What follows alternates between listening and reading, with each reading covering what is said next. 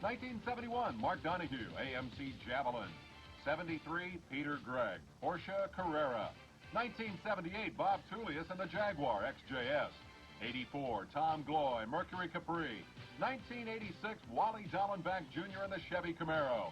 And now, in 1987, a new cast has gathered, hoping to put their names on the oldest and most prestigious championship in sedan racing, the SCCA Bendix Trans Am.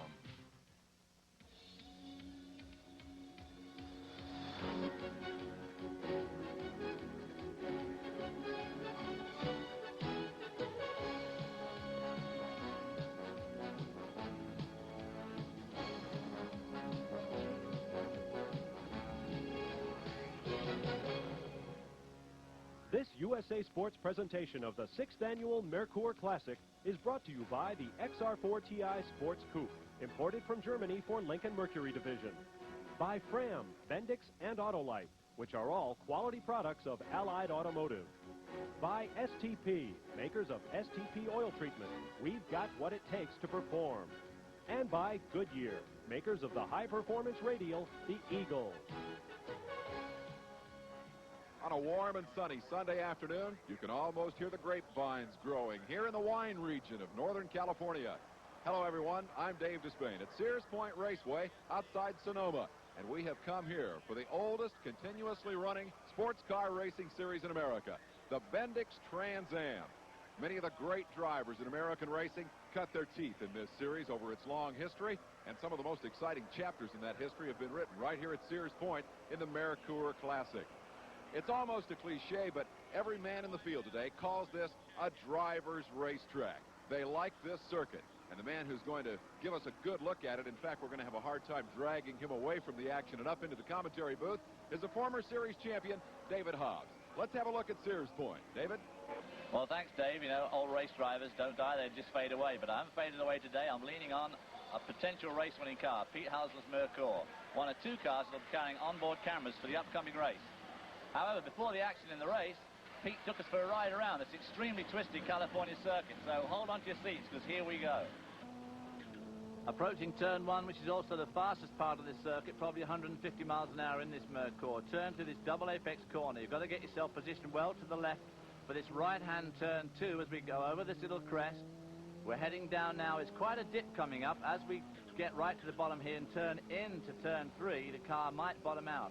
3 is a double apex left-right sweep. Again over another crest, down a sharp drop here, really hard braking there. Possible potential overtaking place into turn 4. Out of turn 4, a very fast double right complex here.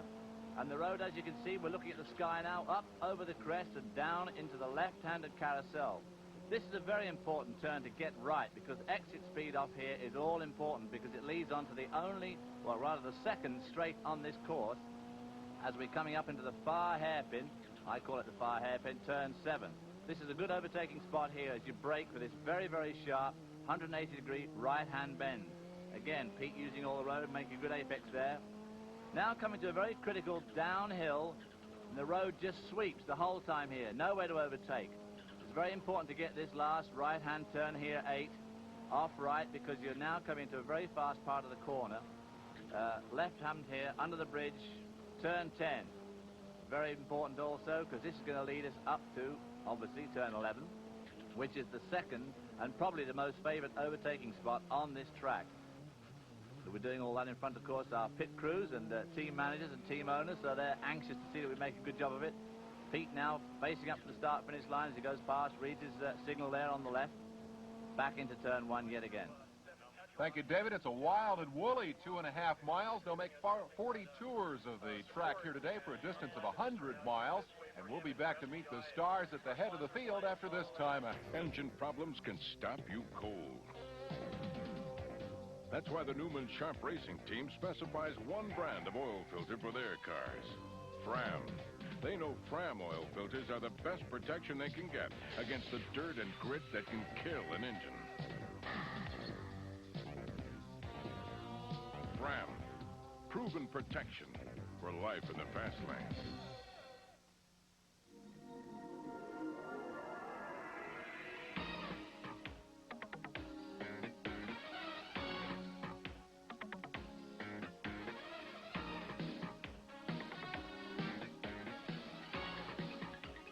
7 of the top 10 finishers in the 87 Indy 500 prepared their engines with a special high-performance oil treatment. Its name, STP. STP is the racer's edge. At Sears Point Raceway, we're awaiting the start of the Mercure Classic. Appropriately enough, Mercure driver Pete Halsmer owns the pole, and he has a final consultation with Jack Roush, one of the all-time great car builders, before heading off to battle. Jack will repair to the pits, of course, and the pits are going to be very much a part of the story here today. The pre-race preparation is so crucial to success in this event. The man with that story is Bob Richards. Thanks, Dave. In our Mac Tools Pit Communication Center today, we'll keep you up to date on what's happening in the pits and also develop all those behind-the-scenes stories for you.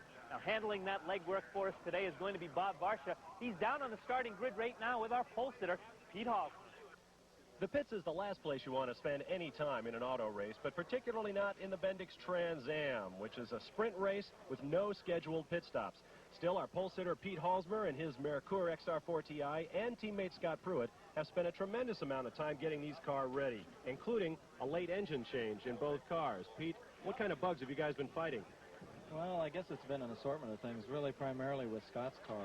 I've had some problems with the boost control system, and hopefully they're sorted out. Scott's had some other problems that have kept him from running several times, but looked like the last time he was out just a little bit ago, it looked like it was performing pretty good, so hopefully he'll be all right.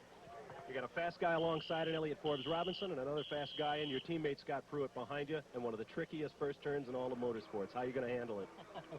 Hopefully real well. I don't know. If these guys behind me all cooperate, it won't be a problem. Okay, good luck to you, Pete. Our Davids Hobbs and Despain have made their way to the booth. Let's go to them now. Pete Halsmer may feel some extra pressure because his boss is here to start the proceedings today.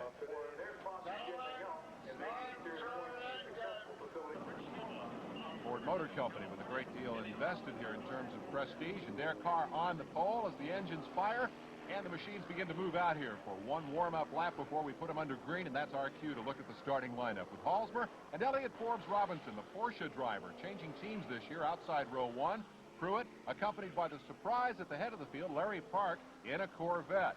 Back in row 3, 6'6" Chris Neifel alongside Chevy veteran Les Lindley. Row 4, comprised of Jim Durhag and Bruce Jenner, Elliott Forbes Robinson's teammate in the Porsche. Then we move to Steve Barber and Rich Sloma, moving back through the top 10 here in the field. And, David, we have a number of stock car drivers, including Jimmy Insolo, turning out here to race with the Trans Am stars on the road course. Well, they have their own NASCAR West race here at Sears Point, so this is a good place for them to practice, although these cars, of course, are a lot lighter than the cars they race, so it's a little bit different, but it's still good practice all the same for road racing. Some of the fiberglass-bodied cars of the Trans Am series, their drivers concerned about those big steel-bodied stock cars and what might happen in the case of fender rubbing out there. We know who would get the best of that. Rest of the field, back at the tail end, Frank Emmett, Jerry Miller. As they move up, there's one of those, probably the best of the stock car drivers, Ronnie Esau, is a former series champion, but he'll start back at the tail end of the field here after a bad qualifying run. We'll have two in-car cameras covering the action. This is the view from inside Scott Pruitt's Mercure as he looks directly ahead at his teammate Halsmer, the pole sitter.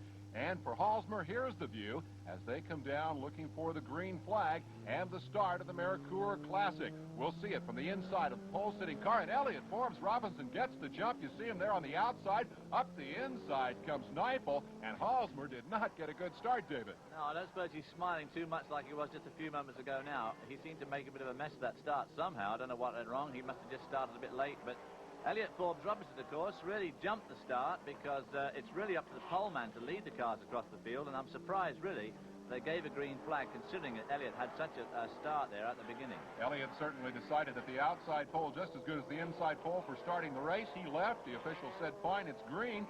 And the guy who really benefits from all this, moving up into second spot, is Larry Park in the Corvette. There's Park in a car that you used to drive, David. Well, that's the Corvette I finished 8th in the 1984 season. Of course, with Elliott jumping the start like he did, of course, it pulled his entire row through, including Larry Park. So we're going to see some field shuffling, I would think, as some of the faster cars who got left behind there are going to try and make their way towards the front. Well, notably, the Mercures that started first and third are back in 5th and 7th positions right now, so they've got a lot of catching up to do, and that's certainly one of the stories that's going to unfold early in the race, because there's not much time in a 100-mile race like this to lay back, and especially on a track like this, David, where it's hard to pass. Well, exactly. People always ask me what strategy I'm going to take in a race, and basically, unless it's like 500 miles or longer, really in a race like this, the only strategy is to get out in front and stay there.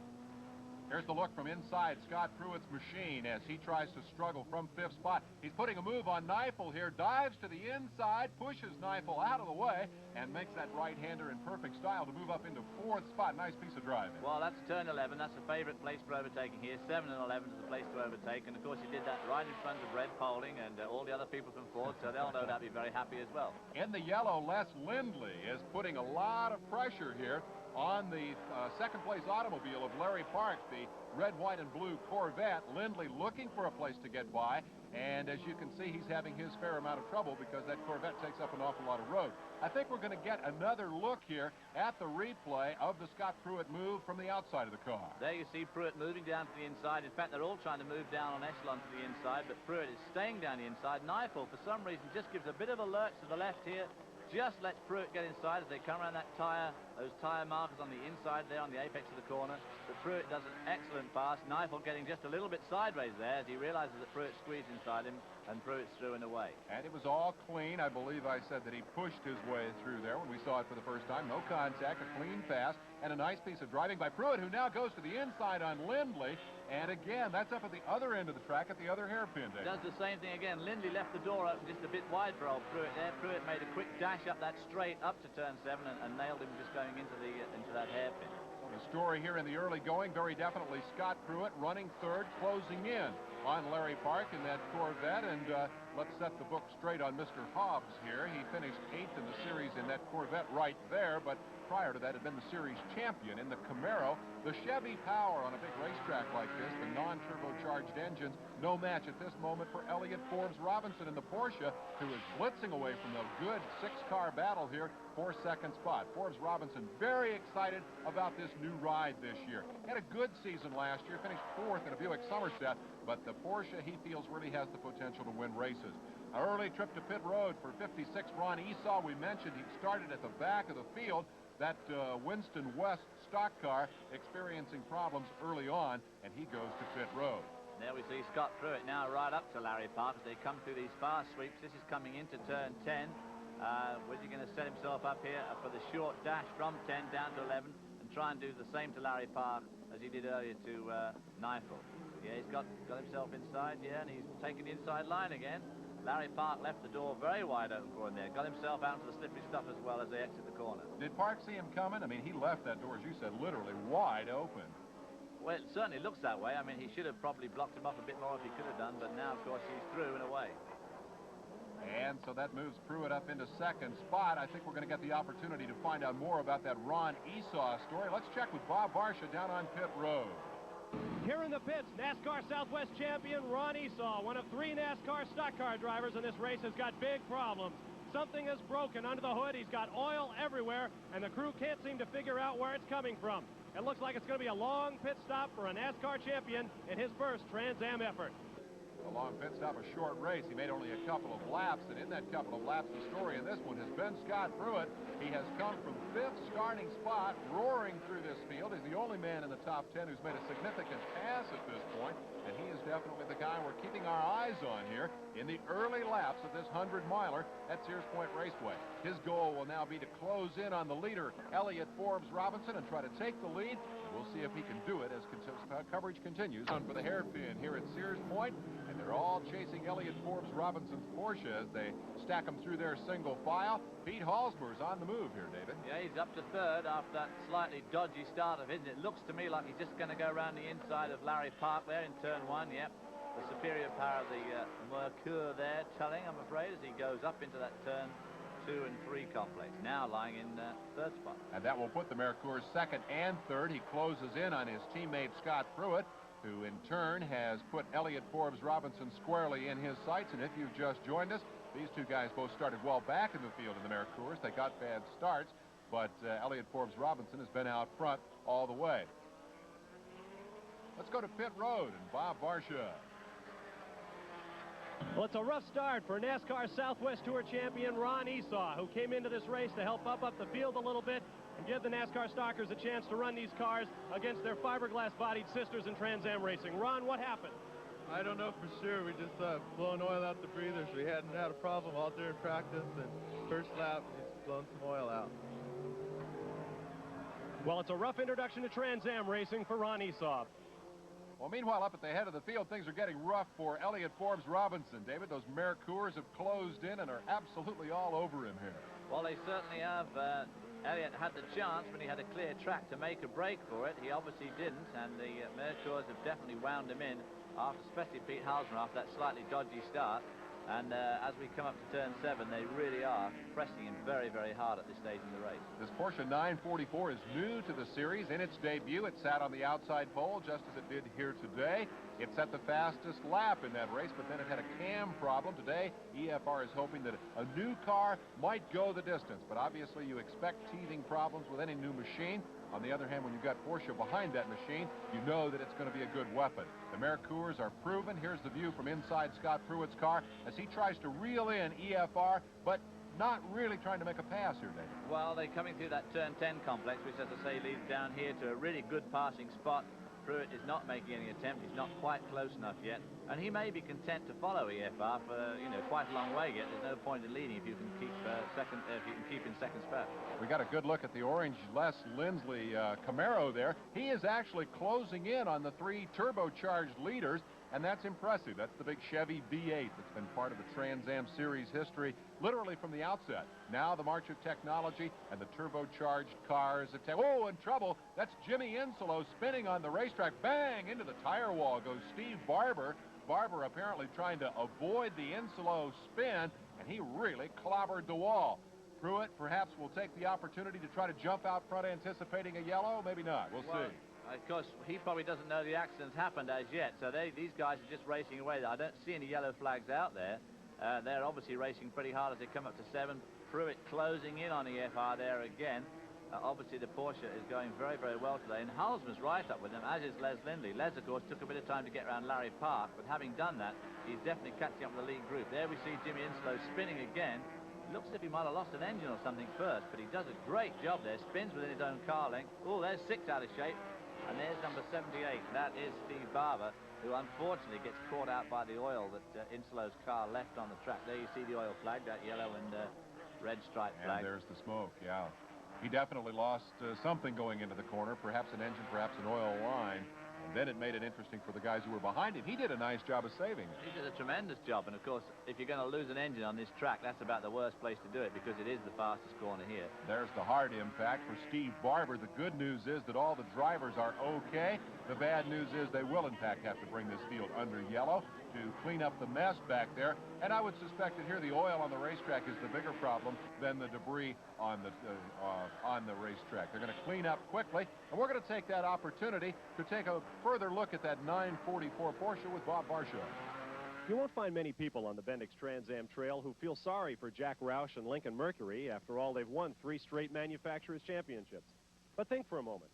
Just about the time they make the Turbo Mercure into a consistent winner, along comes the biggest name in turbo technology for racing around the world, Porsche, and their new Porsche 944 Turbo. Tom Seabolt is 944 project coordinator for Porsche North America. And we just want to be able to provide a race car that someone can pretty much buy turnkey and go out and race it and be competitive. At $120,000 per car, campaigning the 944 is not inexpensive. New Zealander Bruce Jenner was able to put the package together with sponsorship from international technology giant Olivetti. We were lucky that we had the chassis available in early January, being able to secure Elliott Forbes Robinson as one of our drivers. Testing in conjunction with Porsche, it just made a whole heap of difference to the beginning of the season. We're trying a lot of different stuff with the car right now to learn more about it because we haven't had the time we need. But I think the car is a contender. Elliott Forbes Robinson still with a great run in that Porsche. Can he hold out? Well, we'll see when we come back for more of the Mercure Classic. Remember last year when XR4 Ti led Lincoln Mercury to its 3rd straight championship? Well, to all of you still haunted by that performance, we have some bad news. We're back. XR4 Ti, imported from Germany for Lincoln Mercury Division.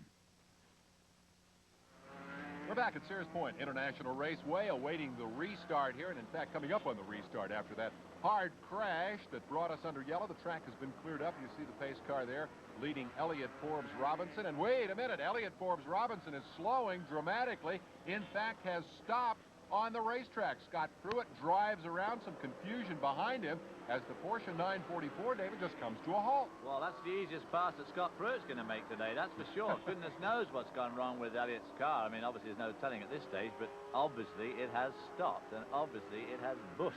So many times you see under yellow, the cars idle around, they don't come back up to speed. Let's see if we can find out anything about what's happened with Bob Varsha. Max Crawford is team manager for the Jenner Racing team. Max, what have you heard from EFR about the car? Nothing so far. All we know is that he pulled off course on turn 3 and he's got out of the car, so I don't know anything else, unfortunately. Do you have anything earlier in this race that's been able to speculate? He hasn't told you about any problem with the car up to this point? Nothing at all so far, unfortunately. Okay, a big mystery on Elliott Forbes Robinson's dropping out of the race early on. Well, that's a tough break for Elliott Forbes Robinson. He drops out of the race. Scott Pruitt now on the point. Pete Halsmer in second place. Les Lindley, the independent, has moved into third place with Chris Neifel up into fourth and Larry Parks rounding out the top 5. They're getting ready to restart, so right now let's go back upstairs to Dave Despain. The challenge is gone as far as the Porsche is concerned. The story of the Mercury Mercures as they come back under green. Scott Pruitt gets a good jump. Halsmer did a little better job of anticipating the green that time and hangs right with his teammate. In the yellow Camaro, you see Les Lindley running third, and now Chris Neifel moving up into fourth spot. And you get a real sense there of how serpentine this racetrack really is, David. I'm impressed with the fact, especially during your course description early, you are constantly turning here. Yeah, you never ought to rest here. That picture, and even this picture, really does not do justice to the elevation change on this circuit as well. I mean, there we go up there, come over the crest, and now this is quite a steep downhill left-hand turn. And so all those rises and raises and lowering of the level, as it were, makes life very difficult on this tight course. Right now we see the life becoming a little difficult for Les Lindley because number 72, Chris Neifel, has closed in on him. Neifel seems to have really come to life here during that yellow. Whoa, Lindley gets up and gives Halsmer a little tap there as if to say, hey, we don't care about your high-tech turbos. These old Chevy V8s will still get the job done. He gave Halsmer a pretty good push. It looked like it, and suddenly it looks like they're giving Les Lindley a bit of a push in the back. If you look at the back of his car, Neifel really giving him a run now as they come down to these fast bends. This is good racing. When you're running in a pack like this, David, on a road race course, and especially a tight course like this, where do you focus your concentration? Can you be thinking about the guys around you? Well, the only place you can really focus your concentration is on the guy in front, and Neifel's just done that to Lindley and slipped down the inside at turn 11 now, as we saw Pruitt do earlier on. A good pass there by Chris Neifel. Tremendous pass. Lindley having another go, pulls up alongside, but Neifel's really got the line as they sweep into this very fast, long left-handed turn 1. Neifel really on the charge here. He has come to life. He's setting after the leaders. The Mercury Mercures run 1-2 in their own race here. But this Pontiac Trans Am definitely in the thick of it. Now, you'll recognize those colors. The car painted identically to the Porsche 944 of Elliott Forbes Robinson that led the race and then blew up just at the tail end of that last yellow. Well, this is the team car. It's the third car in the team, owned by New Zealander Bruce Jenner. And it is, in fact, the leftover car. The new tech for them is Porsche 944. This is the Trans Am car that they ran last year. And he's giving those Mercures up front a pretty good run for his money. I asked him how he feels about running what is, in effect, a used car here in this series. Oh, really, the biggest thing is technology. It's not that a normally aspirated car is an old slug per se, but technology. This is 1987, and the cars to beat are the Mercures and the 944 Turbo. And it's just the cars are smaller, they're more nimble, they most likely have more horsepower, they stop better, they handle better, and it's you can drive a little bit more aggressively with the car. Well, I think Pontiac are going to send Chris Neifel a check for calling their car a slug then, but it looks at the moment as if he's slugging it right past the Mercure of Pete Halsmer, making another great pass on that turbo car, that turbo Mercure. getting well and truly passed by Neifel as they come into the pit area. And I would say he is driving it as aggressively as anyone could hope for. He is whipping that car up through the field. He's come from 4th to run 2nd, and he's now sandwiched between the two Mercury Mercurs. And that is definitely a good run, keeping alive the hopes of the team that lost its front runner here when Elliott Forbes Robinson blew up. Let's find out what happened to him with Bob Varsha. Well, Elliott Forbes Robinson just made one of the longest walks in motorsports in from turn 3. What happened, Elliott? Don't exactly know, Bob. I was driving up there into the pace laps and pull up behind the pace car, and something electrical stopped. The motor wouldn't run. I tried everything in different positions and all the switches, and it wouldn't restart. Ended up having to get out and walk back. Not a hint of a problem earlier in the race, though? No, the Olivetti car was just running super the whole race, and the Bruce Jenner guys have done such a good job. You know, the car is good, but nothing, absolutely nothing. I was going as fast as I could and still save the tires, and felt the race was in really good shape when it happened, so we don't know. Tough luck for EFR. Back to you, Dave. Well, one of those teething problems we talked about earlier, but that team is definitely showing its prowess, and that car is definitely making an impression on this series. But right now, the impression is being made by EFR's teammate. Chasing after the leader, Scott Pruitt, we find the number 72 of Chris Neifel all over this racetrack. Oh! And there's somebody else all over the racetrack. That's number 76. That's Bobby Bondurant, I believe. Bondurant, yeah. Yeah, and he's on his roof in a scary moment here. Bondurant, who is the son of the resident driving instructor. The famed Bob Bondurant Driving School is headquartered right here at this racetrack. And Bobby Bondurant, his young son, got out of shape. We see fuel leaking out of the car. The wheels are still turning.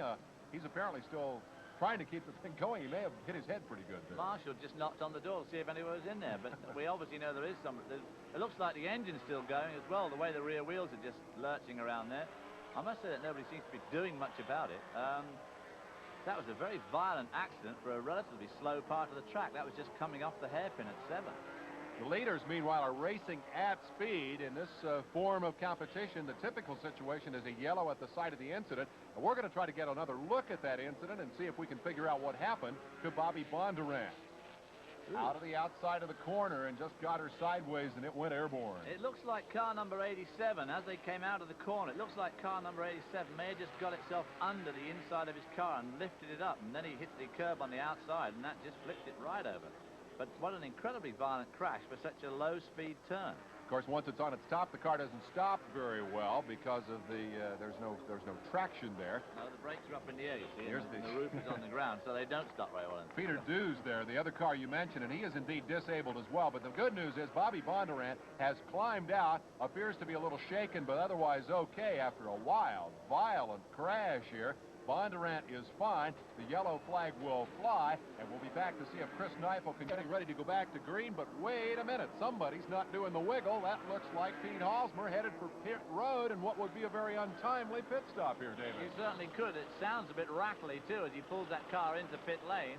What a crummy time for something to go wrong. The second car we've seen not make a restart. There we see the now leader, Scott Pruitt, closely shadowed by Chris Neifel, as they go past their signaling boards and past the assembled crewmen, ready to take the green flag. The yellow flag comes in, they're under green again. Chris Neifel trying to get the jump, but it was Les Lindley in that orange Camaro who really closed it up pretty effectively there. Scott Pruitt hangs on to the lead that he held when they restarted the race. The last restart saw Elliott Forbes Robinson drop out. This time Pete Halsmer has gone to pit road, and it has certainly not been a good day for front runners in a mechanical sense. And boy, Halsmer, or we should say Pruitt, they're using a lot of the road. Pruitt using a lot of road, smoking a little bit there too, as Neifel really gives him a hard time. Let's find out more about the problem for Pete Halsmer. Bob Varsha is on pit road. Pete Halsmer pulls into the Roush Racing pits, and the crew springs into action. They're going to take off the engine hood. It looks like he's got some kind of a problem with the mechanics, and it looks like a loose piece of exhaust underneath. Crew Chief Richard Melentine and the crew are underneath, working savagely, trying to get that exhaust back in, but it looks like it's not going to be an easy job, and we'll get back to you as soon as they get some progress made. Well, a bad day for Pete Halsmer as he's well and truly sidelined there with a broken exhaust header. But, however, his teammate Scott Pruitt, number 2 here, coming into that. Oh, Neifel gets a bit wide there as they go into this fast complex. Scott Pruitt using all the road there, jumping over that apex well and truly there, as we see the first 4 cars here really closely packed together. We've been watching Pruitt smoking the tires and running over those so-called dragon's teeth, those concrete ripples on the inside of the racetrack. Meanwhile, we see the 72 car of Neifel sliding around a little bit. It looks to me as if perhaps Pruitt has the better handling car at the moment. Well, I think he has. These turbo Mercures are very nimble, and they have very good throttle response for a turbo engine. As far as running the inside wheel over the apex like that, it doesn't really matter a lot because it's pretty lightly loaded. It's when you start running the outside wheel over the outside of the road and off the road that you start to break things. Well, we have the Mercure out front of the charging General Motors cars, and problems for number 20, Dan Croft. He's off the road and into the grass here. And looks like he's stuck in the sand. A little burst of flame from the exhaust. That'll be a problem. That's going to set that dry grass on fire, David. This will get interesting. Yeah, it will get interesting. And, of course, he can't get the car off now because he's got the nose well and truly buried into that sand and is having trouble moving the car. And he has, in fact, set fire to the grass. So Dan Croft had better get out of there and get away from the scene. This is coming through the carousel, I think, as he just loses control coming down there. It's a difficult corner, and he's got himself up into that dry grass and well and truly buried the nose in that sand. There's not a whole lot he can do at this point. The car is immobile, and so Croft is going to wisely elect to bail out and take a walk away. And look at this. He's going to leave just in time because those flames are going to get to that gas tank and make this very interesting. Well, he doesn't seem to be in much of a hurry, and the other marshal down the road doesn't seem much of a hurry to do anything about it either. So, considering the whole place is going to go up in flames. With the amount of flame, there doesn't seem to be a lot of excitement. But as the yellow flag flies, we have a burning controversy involving this car. Les Lindley has moved up into second spot. Bob Richards is going to tell us more about what's going on here. While we're under caution here, while the track workers try to get this fire at the carousel under control, there's a bit of a controversy starting to arise. Chris Neifel claims that Les Lindley, the independent, passed him while they were under the caution. We'll go to the videotape now and take a look at just what happened. Here we see Lindley in the yellow 8 car passing Neifel on the outside. Now, upcoming, you'll see 2 corner workers not displaying the yellow flag. So it appears that Lindley is still in the right. We're not sure, though, if someone else has a yellow flag out. But right now, we'll try to find out more on that controversy, but let's go back upstairs to Dave Despain.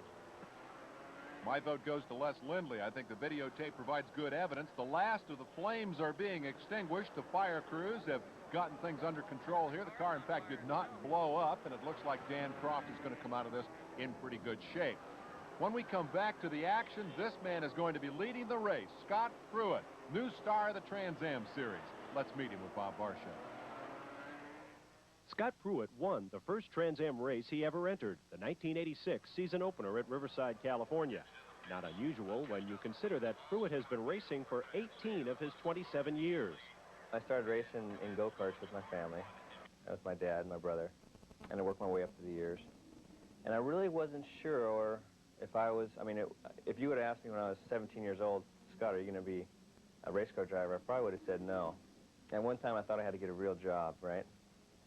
So I went to work and started this business down in Alameda, probably the worst 6 months of my life. It was terrible. And in that amount of time, I knew I could never get away from motorsports. And at the end of that 6 months, Chris Pook had called me and said, hey, are you interested in taking a test drive for Dan Gurney? I said, sure, great. So the first thing I did is I went to Bondurant School and got some advanced teaching in sedan cars, because I'd never been in one, and did the test drive with Dan, and also went and did the Toyota Celebrity Race at Long Beach that year, where I finished second to David Hobbs, right behind him. I think that opened up a lot of people's eyes. One of those people was car builder Jack Roush, in whose IMSA GTO Ford Mustangs and Trans Am, Capris, and Mercures, Pruitt won 9 races and a championship last year. Along the way, they have become close friends.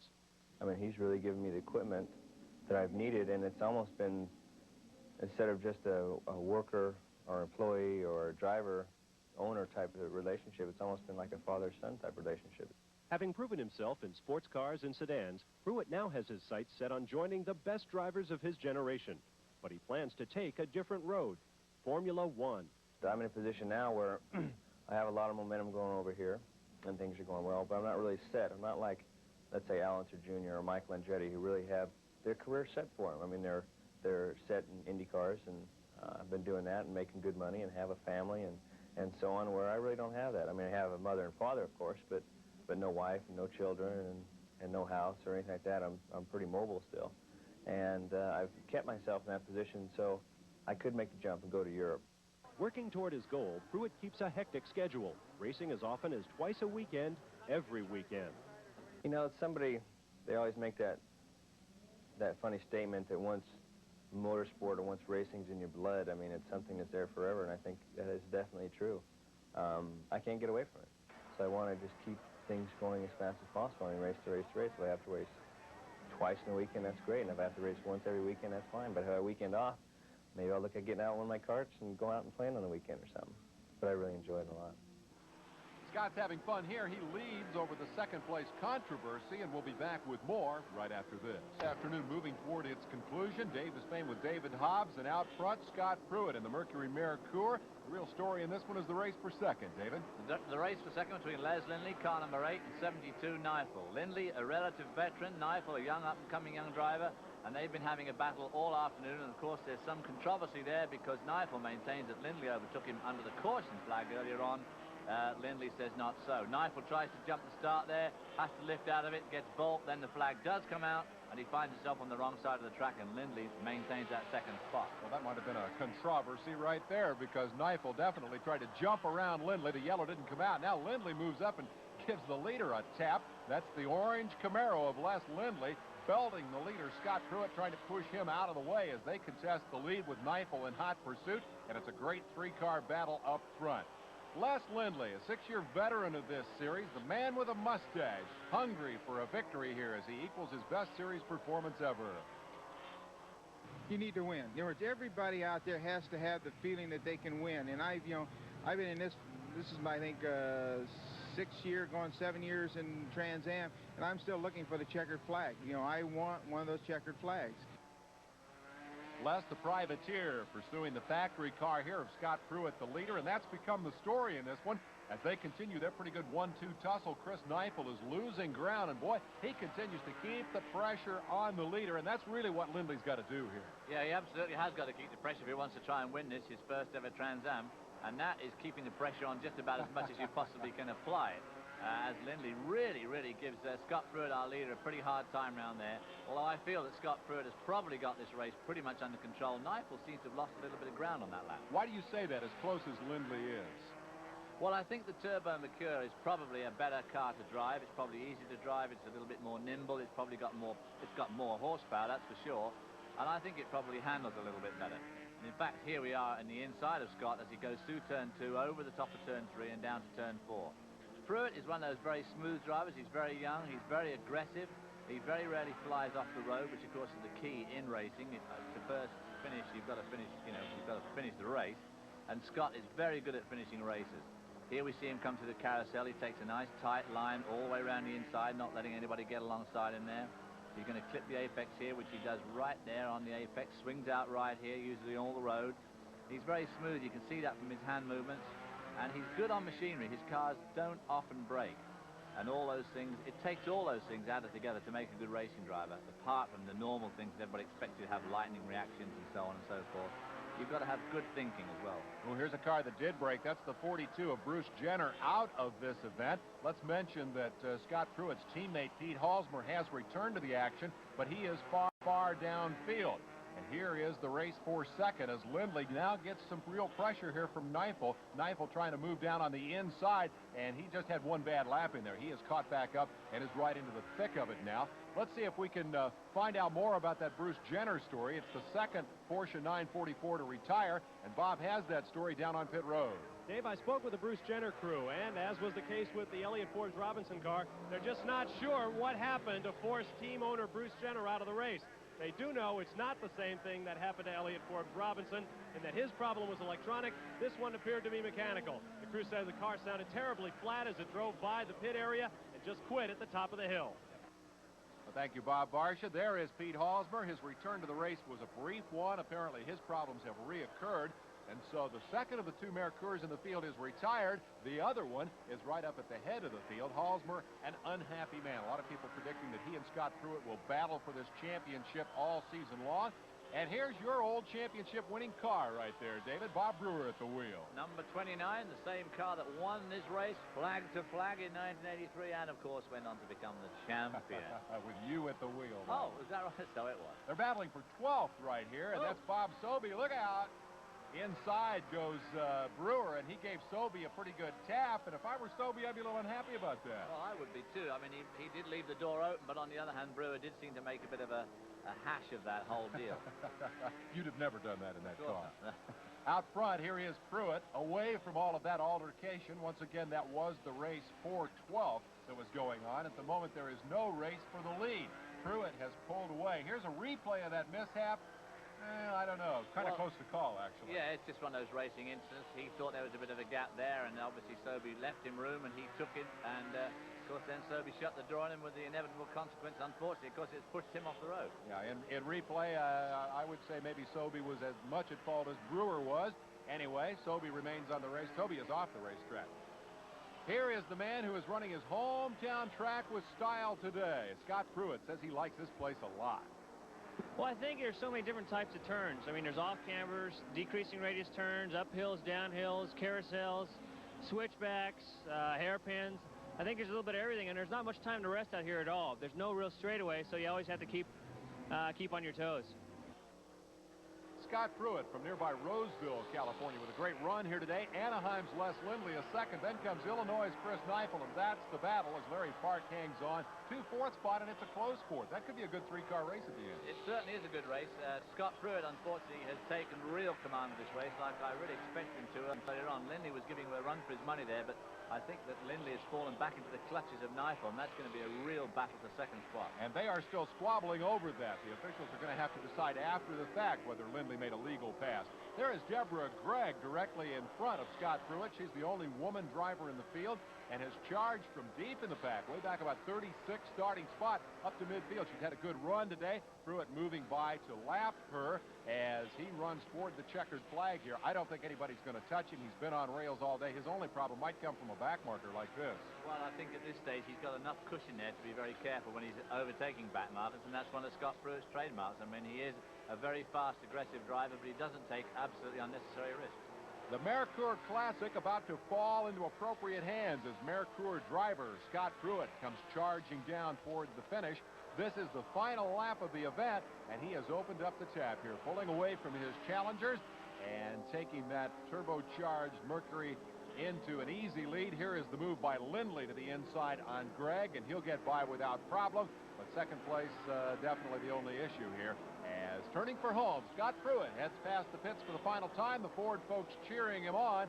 And turning for the checkered flag, there it is. Scott Pruitt has won the Mercure Classic here at Sears Point. A celebration to the Jack Roush team. And they definitely did it in good style here this afternoon. And that was his mother also giving him the old victory salute there. Les Lindley came in second. Scott Neifel was third. Those two just opened up a bit of a gap on the last lap as well. Les Lindley moving up to congratulate Scott Pruitt, who gives us a wave here as he works his way around on the cool-off lap and heads for victory lane. An impressive drive here. He had to come from deep in the pack at the start, worked his way through traffic. Once he took command of the race, he set a smart pace. He didn't use up his race car. He ran the kind of race he needed to, interrupted by an awful lot of yellows. And when it was all over, he was right at the top of the heat. Les Lindley second, Chris Neifel third. We'll be back to meet the winner in a moment.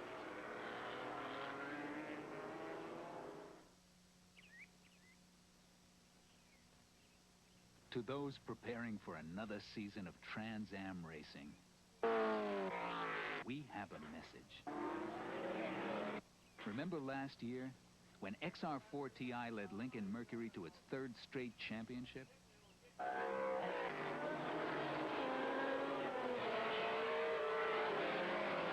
Well, to all of you still haunted by that performance, we have some bad news.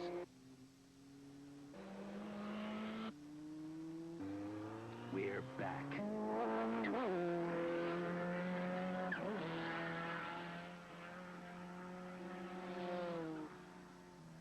XR4 Ti.